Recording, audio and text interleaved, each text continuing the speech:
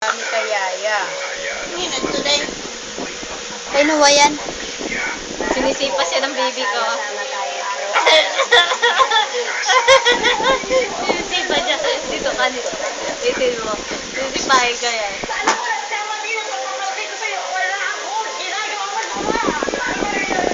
Bumubuto kasi, take. Take siya, sige. Siguro, Tino, bumubuto, Tino.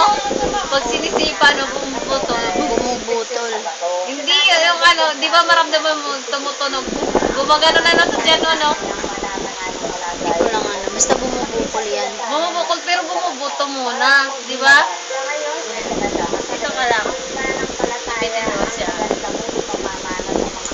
Kasi siya lang yung takbuhan natin. Ang mga kwento ng anak natin ay inspirasyon ng Pilipino at ABS-CBN. Si Mira, tiniis ang bawat panghuhusga.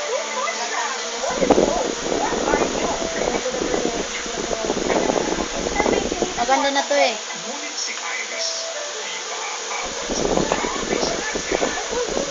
Iyak lang siya. Pero mag-di tayo sa personal.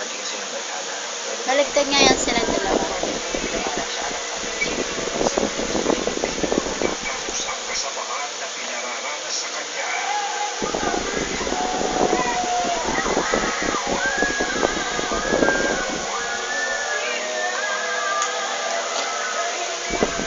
Beda, biglang sa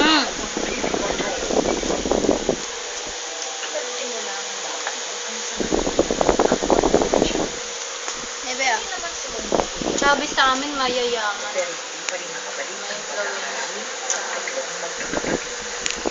Alam niyo ba yung Julius nangyari kay Jeremy? Di ba? Napakasama.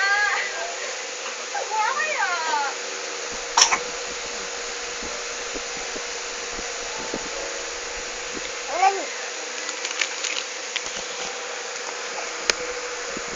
Ano? Kailan hindi babalik sa pag-aaral? Ha?